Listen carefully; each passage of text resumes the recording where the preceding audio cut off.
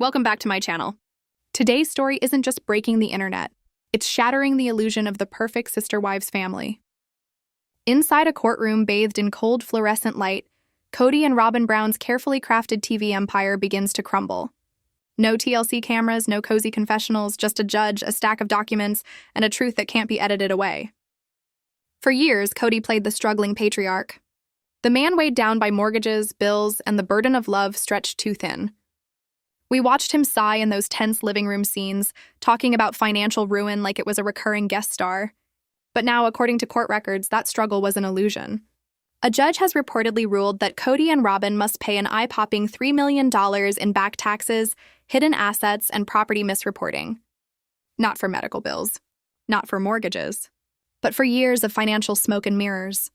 And just when the courtroom thought it had seen it all, Meri Brown's name was called. The moment her deed slid across the judge's bench, the room fell silent. Attorneys leaned in. Kody's face went pale. Robyn whispered something to her lawyer, her hands trembling. Because that single deed, signed years ago and forgotten by everyone but Meri, was about to change everything.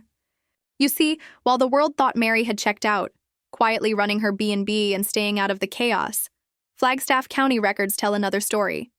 She never gave up her stake in the family's mansion. On paper, she still owned a piece of it. And in the courtroom, that single technicality became a legal thunderclap. The judge leaned forward, holding the paper like a weapon. "This court cannot ignore the fact," he said, "that there is a valid deed in the name of Ms. Brown." Robyn gasped audibly. Kody dropped his gaze. What began as a tax evasion hearing had turned into a full-scale family reckoning. Bank transfers, hidden LLCs, wire transactions just days before bankruptcy filings. The evidence piled up like bricks in a collapsing wall.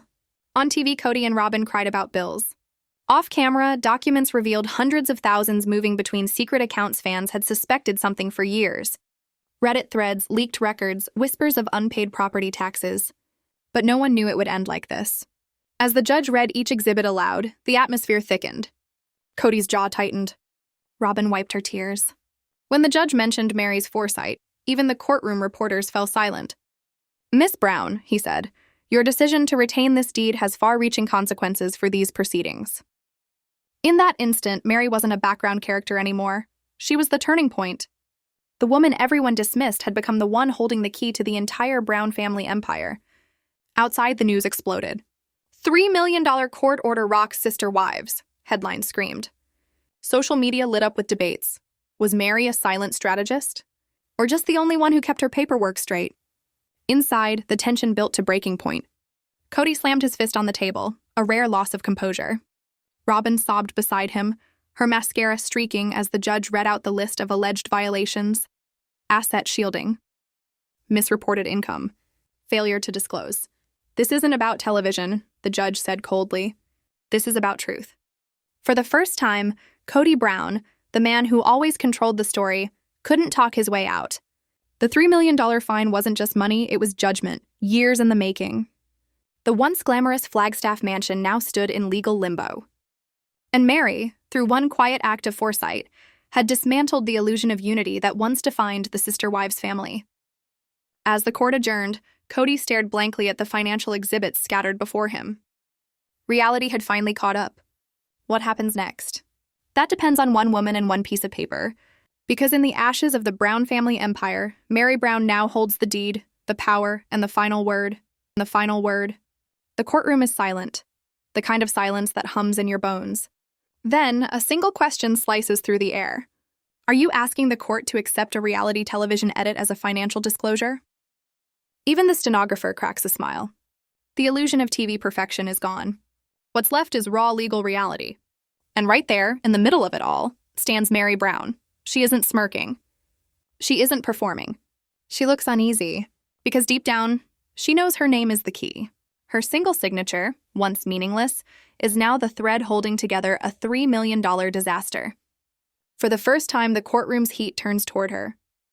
It's not just Kody and Robyn on trial anymore, it's Meri's conscience. Which side of history will she choose? Christine watches from the gallery, silent but burning. This is cosmic justice. For years, she watched Kody twist reality, smiling for cameras, lying for contracts, hiding money behind fake family unity. And now, the truth is finally on record. But Kody, the master manipulator, isn't giving up without a fight. His lawyers scramble, throwing motions like smoke bombs. They argue over technicalities, claiming TLC payments weren't income, but appearance fees. The judge, unimpressed, cuts through every objection. Then the hammer drops. A full forensic audit, not just of Kody and Robyn's accounts, but every family business, MLMs, book deals, cameos, appearance fees, even side hustles. Nothing is off limits. Every wire, every check, every secret wife-to-wife transfer. It's all laid bare under oath. The accountants find patterns. Withdrawals just under reportable limits, mysterious consulting payments, transfers between LLCs. To the public, it's confusing. To the court, it's a scheme. And now the focus shifts again, to Robyn. Her composure cracks. Her lawyers insist she was naive, just trusting Kody. But the prosecution brings receipts, emails, texts, Robyn debating how to hide assets, how to protect the property. The implication hits hard. She wasn't just a victim. She was in it. Then comes the question that seals the room shut. Meri, when was the last time you updated the deed? Her voice trembles, but it's steady. I never signed my rights away. Not once. The courtroom freezes. That single statement kills Kody and Robyn's only hope. Without Meri's consent, they can't sell, refinance, or hide the mansion. Kody's lawyers try to spin it, say she's being vindictive. But then Meri's attorney reads a series of texts from Kody himself. Do it for the family. Don't let the government take the house. What emerges isn't revenge. It's pressure, manipulation. A woman pushed past her limits. The prosecution tightens the net. Each new document exposes another inconsistency, financials that don't match the show's storyline, tax forms that contradict public statements, and transfers made days before court deadlines. Outside, the world watches. Social media explodes, Reddit threads, news channels, YouTube streams. Everyone wants to know, was this greed? Or just the price of pretending on TV? And as the final gavel slams, the judge lays it bare. If the defendants cannot produce the funds, the court will authorize seizure of all assets. Cars, jewelry, businesses, even the Flagstaff mansion. But thanks to Meri's deed, the process is a maze. Robyn breaks down, sobbing uncontrollably. Kody's face burns red, his hands shaking with rage. The mighty image they built on television now lies shattered at their feet. And as cameras capture their fall from grace, one truth remains. Reality TV can edit feelings, but it can't edit the law. Because in this courtroom, the truth always plays uncut. Always plays uncut. This is the nuclear moment. The courtroom has stopped pretending this is just another hearing. It's a public unmasking. Every dollar, every cent, every shadow company the Browns ever formed is now under forensic light. The audit cuts deeper than anyone expected. Years of quiet wire transfers, unregistered LLCs, side payments for appearances, and hush-money consulting deals, all laid bare for the world to see. Online, chaos erupts. Fans dissect screenshots of the filings. Wait, one Reddit thread reads, "They claimed they were broke, but what's this wire transfer to Brown Legacy Holdings, LLC?" Another fan posts side-by-side clips. A crying Robyn on TLC pleading poverty, matched against a document showing her wiring funds to a private account. The contradictions become the meme of the week. Broke on TV, banking in private. The family's credibility, once fragile, is obliterated. And in the center of the wreckage stands Meri Brown. Her attorney leans in quietly, whispering the kind of words that change everything. Because of your signature, you may have the power to force a sale, or claim a portion of the mansion's value if it goes to auction. Meri doesn't flinch. Her eyes stay forward, her hands trembling just enough to betray her calm. "I don't want revenge," she murmurs to those beside her. "I just want what's fair. I just want the truth out."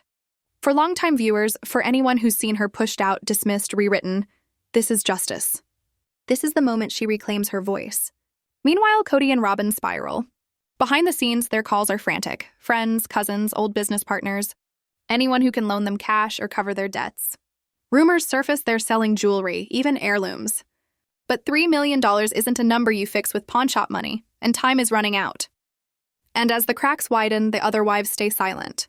Janelle, distant, unreachable. Christine, vindicated, watching, waiting. The woman who once walked away now stands vindicated by truth. Cameras capture Kody pacing outside the courthouse, phone glued to his ear, muttering to himself. The once proud patriarch looks hollow. That clip goes viral within hours. Kody Brown, the man who claimed to have all the answers, can't answer anything now. Inside, the judge calls for order. If the $3 million isn't paid, foreclosure begins.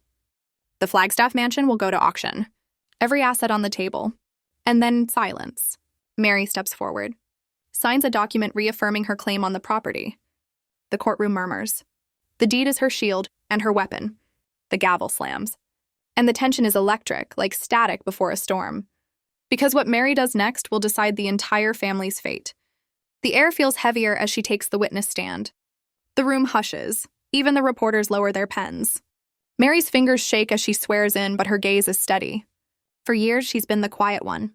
The one on the edge of every family photo. Today, she is the center.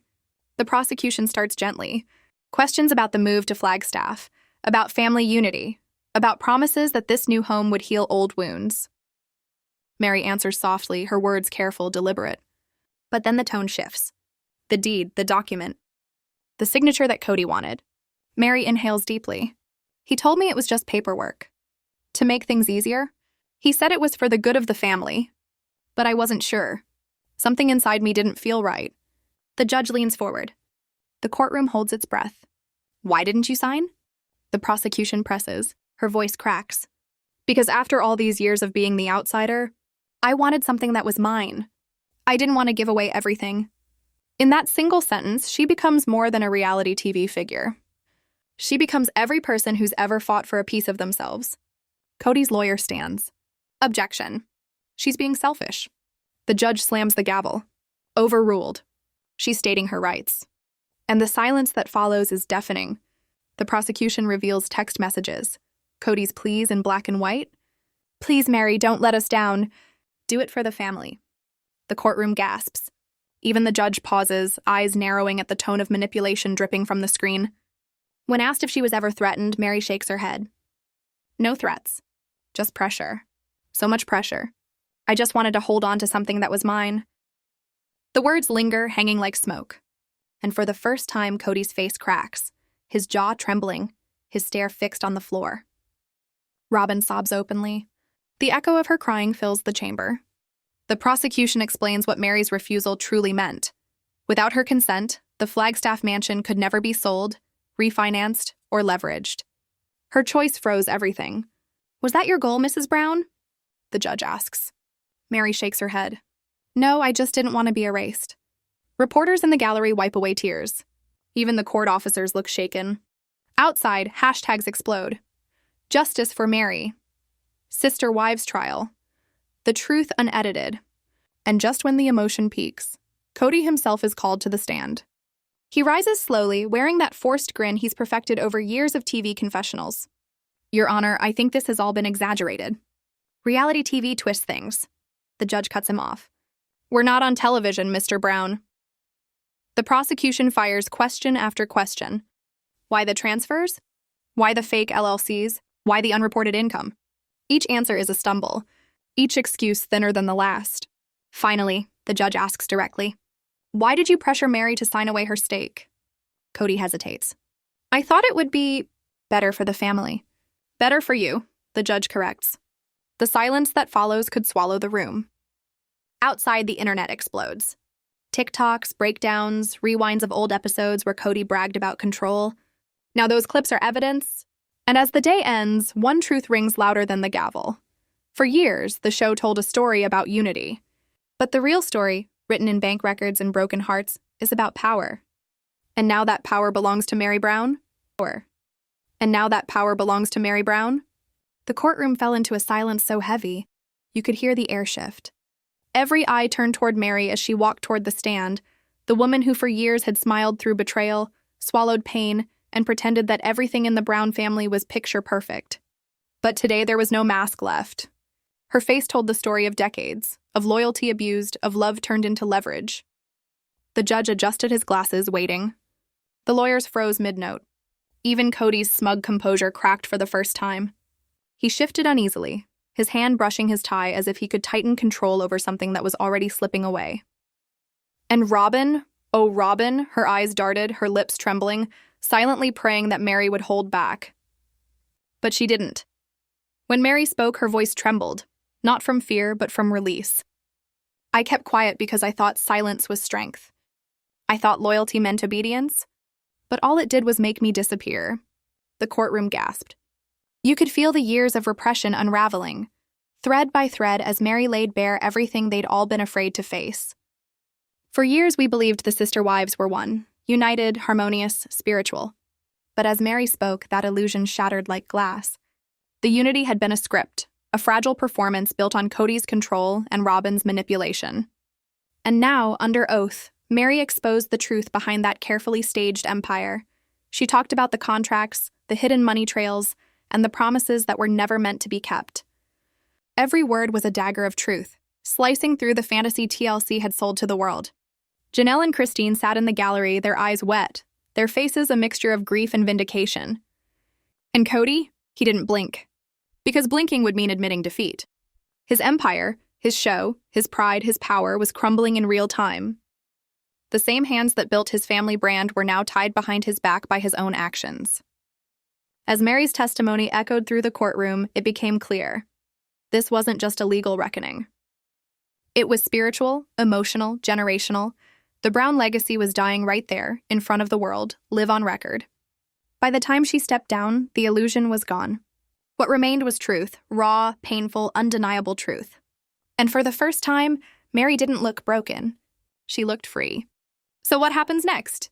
Can Kody still rebuild an empire built on lies, or is this the final chapter of the Sister Wives dynasty? Leave your thoughts in the comments below, and trust me, the ending will shock you.